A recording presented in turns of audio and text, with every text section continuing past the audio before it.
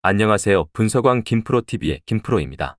오늘은 현재 발매 중인 승부식 69회차의 A매치 총 6경기 분석으로 준비해 보았습니다. 영상 보시기 직전에 좋아요, 구독 한 번씩 눌러주시길 바랍니다.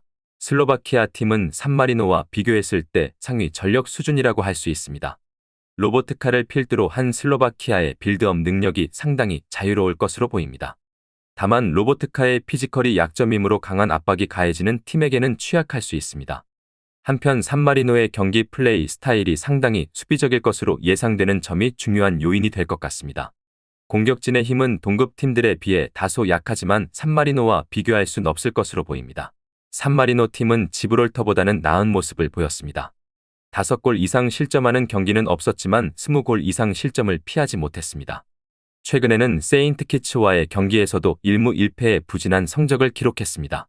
덴마크, 카자흐스탄, 핀란드 등 강팀을 상대로 득점을 기록하기도 했지만 산마리노가 공격에서 뭔가를 해낼 것이라는 기대는 다소 과도한 것 같습니다. 슬로바키아가 큰 어려움 없이 경기를 치를 것으로 보입니다. 상대인 산마리노가 수비적으로 경기를 풀어갈 것으로 예상되어 슬로바키아로서는 큰 고민 없이 경기를 운영할 수 있을 것 같습니다. 비록 동급팀들과 비교하면 공격력이 다소 떨어지긴 하지만 산마리노와 비교하면 압도적인 전력 우위를 가지고 있습니다. 특히 로보트카를 중심으로 한 슬로바키아의 빌드업이 원활하게 이뤄질 것으로 보여 편안한 경기 운영이 가능할 것 같습니다. 슬로바키아 승을 추천드립니다. 덴마크는 최근 몇 년간 꾸준한 성적을 유지하며 강력한 모습을 보여주고 있습니다.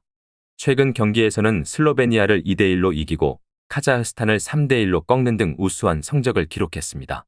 덴마크는 현재 피파 랭킹 18위에 위치해 있으며 홈 경기에서 특히 강한 모습을 보이고 있습니다. 주요 선수로는 크리스티안 에릭센과 카스퍼 슈마이켈이 있으며 이들은 팀의 핵심 역할을 하고 있습니다. 스웨덴은 최근 경기에서 다소 기복 있는 성적을 보이고 있습니다. 최근 경기에서는 알바니아를 1대0으로 이겼으나 포르투갈에게 2대5로 패하는 등 불안정한 모습을 보였습니다.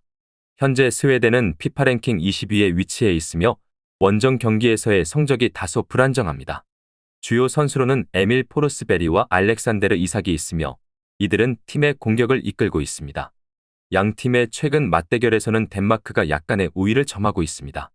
덴마크는 홈 경기에서 강력한 모습을 보이며 스웨덴을 상대로 승리를 거둘 가능성이 높습니다.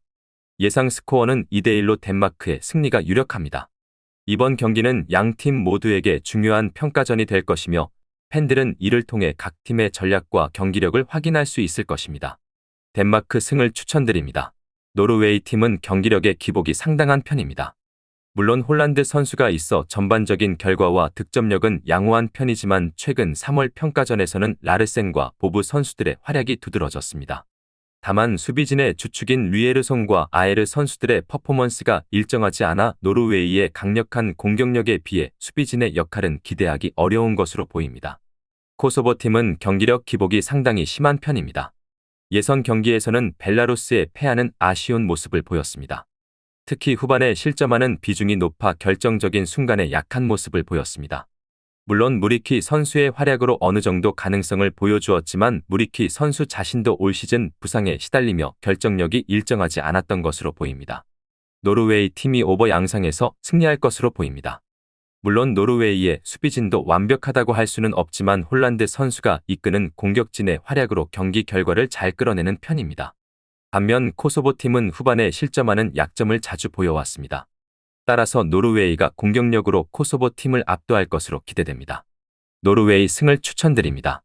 벨기에는 이번 경기에서도 루카쿠를 중심으로 한 측면 공격을 활용할 것으로 예상됩니다. 하지만 마케도니아가 수비를 중시하는 전략을 채택할 것으로 보입니다.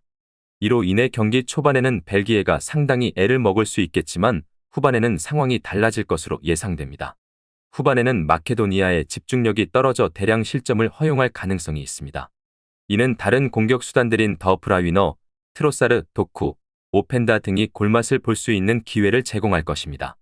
몬테네그로는 벨기에의 화력을 고려하여 수비 중심으로 경기를 전개할 것으로 보입니다.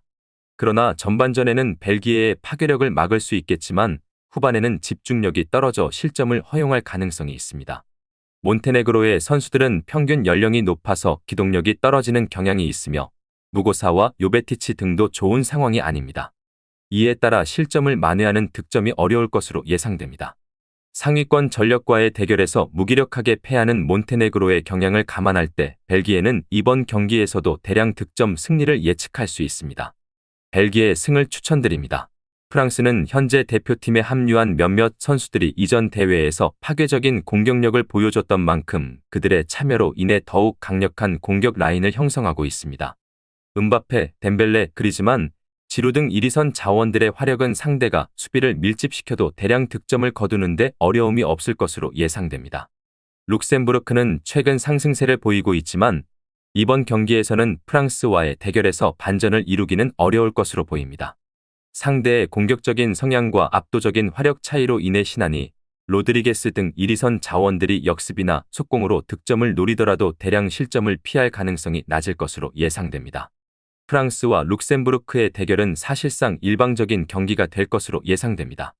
룩셈부르크가 최근 상승세를 보이고 있다 하더라도 상위권 전력인 프랑스를 상대로 승리는 어려울 것으로 보입니다. 이에 따라 홈팀의 압도적인 승리가 예상됩니다. 프랑스 승을 추천드립니다. 스페인은 측면 위주의 공격 전략을 통해 상대의 수비를 돌파하려 할 것으로 예상됩니다. 특히 컷백이나 크로스를 활용하여 세컨드 볼을 적극적으로 활용할 것으로 예상됩니다. 상대의 밀집 수비를 뚫기 위해 알바로, 올모, 야말과 같이 공격진의 능력을 감안할 때 대량 득점이 가능할 것으로 보입니다. 안도라는 이번 경기에서 무조건적으로 선수비, 후역습 전략을 펼칠 것으로 예상됩니다. 그러나 상대의 공격력을 고려할 때 수비적인 전략을 펼쳐도 대량 실점을 막기는 어려울 것으로 보입니다. 특히 페르난데스, 마르티네즈와 같이 결정력이 부족한 공격수들을 고려할 때 이번 경기도 무득점으로 끝날 가능성이 높아 보입니다. 스페인은 홈 이점을 잘 살리며 상대보다 우세한 전력을 갖추고 있습니다. 따라서 안도라의 밀집 수비를 돌파하고 대량 득점 승리를 어렵지 않게 거둘 것으로 보입니다. 스페인 승을 추천드립니다. 오늘 준비한 경기 분석은 여기까지입니다.